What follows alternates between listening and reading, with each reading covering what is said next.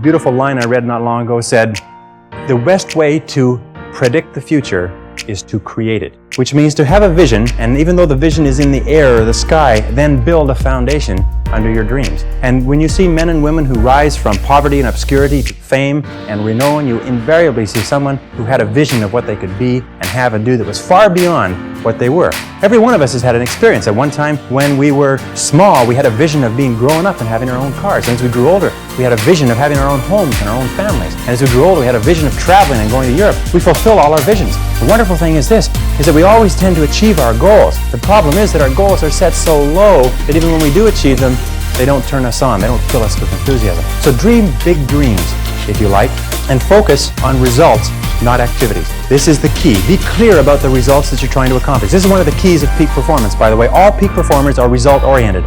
All losers or underachievers tend to be activity-oriented. And in activity orientation, what they do is they work very, very hard. Sometimes they work frantically. Sometimes they work longer hours than you do, but they lose sight of the results. Ben Trigo, the strategic thinker, said, "Very worst thing in the world is to do very efficiently what need not be done at all." And many of us work very, very hard to do very efficiently what need not be done at all. And anybody who's ever had employees will tell you that every single day you come across your employees doing something very diligently, but it's completely irrelevant to the success of the business. So focus on results. Here's a key question to ask yourself in your working life. I think it's one of the most important key questions. I'll give you two. Number one is, what results are expected of me? What results are expected of me? Not what activities, but what results or what outputs, what am I supposed to produce in my job? A second question you can ask yourself is, why am I on the payroll? Why am I on the payroll?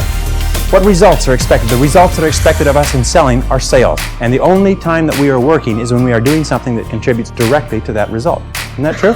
But of course, why do we do the other thing?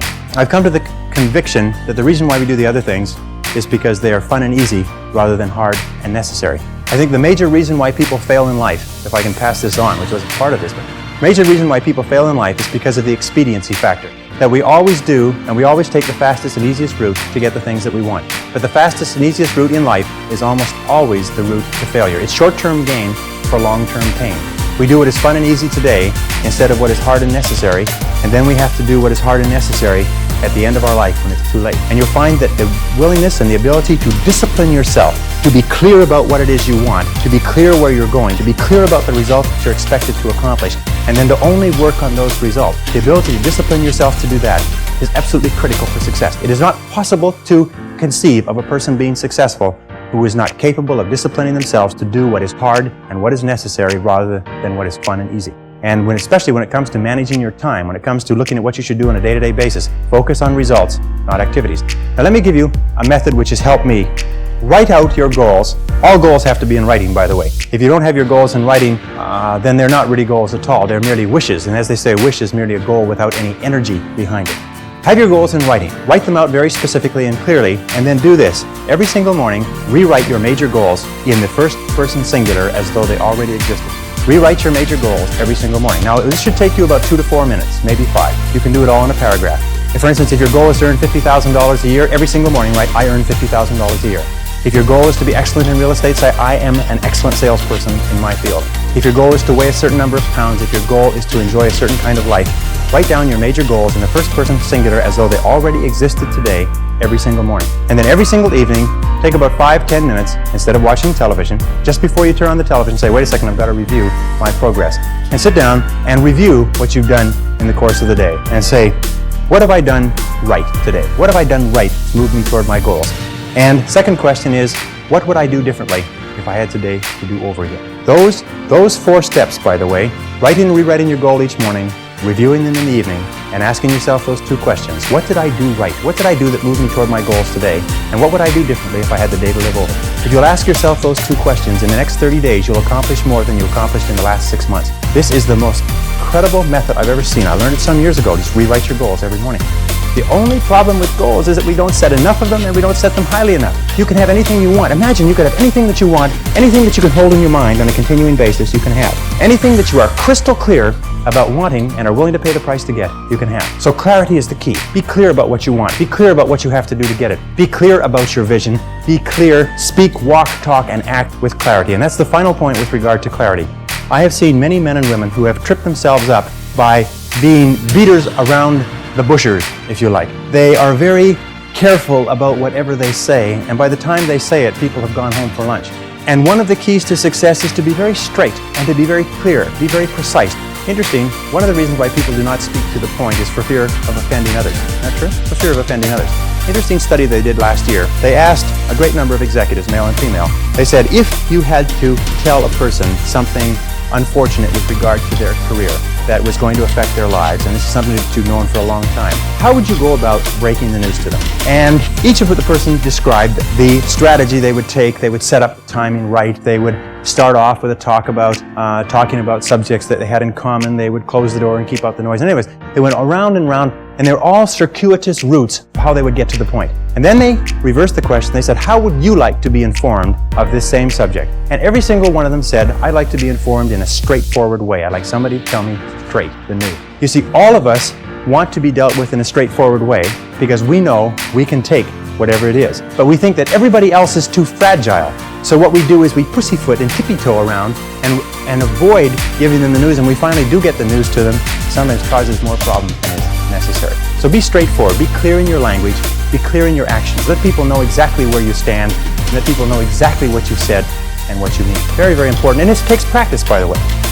Every single one of these habit patterns, every single one of these qualities has to be learned by practice.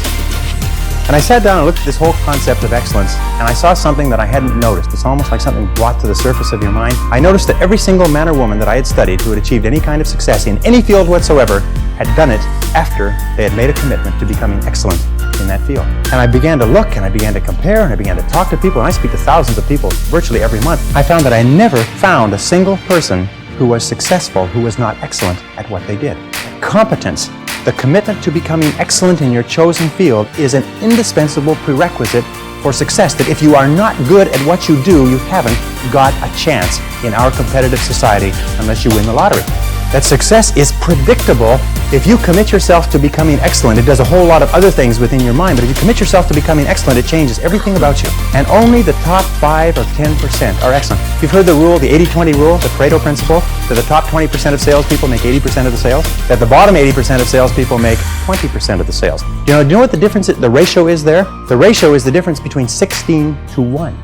That the average income of people in the top 20% is 16 times the average income of the people in the bottom 80%. Now, let me ask you a question. Does it mean the people in the top 20% are 16 times better than the people in the bottom 80%? 16 times more experienced? Do they work 16 times the number of hours? Do they have 16 times the number of years of education? Are they 16 times more handsome? Are they 16 times anything?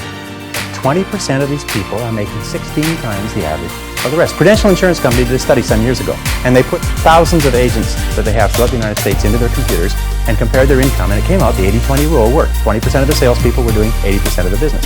Well, they had all the data on the computer, so they ran it through one more time. They said, what's the average income of the top 20% of the top 20% compared to the bottom 80%? Now, for those mathematicians among you, that works out to the top 4%. What was the average income? They found the top 4% were earning, on average, 32 times the average of the people in the bottom 80%. So they said, this is interesting, and they ran it through one more time. They found that the top 20% of the top 20% of the top 20%, which is the top 0.8%, good, top 0.8% were earning, on average, 54 times the average of the people in the bottom 80%. What they found is that in every state and in every major city where they had an office with a large number of agents working out of it, there was one agent who was selling the same product at the same price to the same people, with the same competition, under the same circumstances, under the same set of difficulties in the economy, who was earning 50 times the amount of the average adult. That there were 50 agents in the office, and one person was earning more than all of them put together. Isn't that amazing? And one of the things they found is that the key to this was that each one of these agents had made the commitment to become excellent early in their career. They didn't say, I'm going to go into this and I'm going to earn a living. They said, I'm going to go into this and I'm going to be the best. You must commit yourself to excellence. You must commit yourself to becoming the best. And the wonderful thing is that excellence is a journey. It's not a destination. You never get there. Complacency and satisfaction are the key enemies of excellence. But once you commit yourself to becoming excellent, the whole world opens up for you. A very important point of excellence is, it just means simply this: do your best every time out and always strive to do it better. Do your best every time out and always strive to do it better.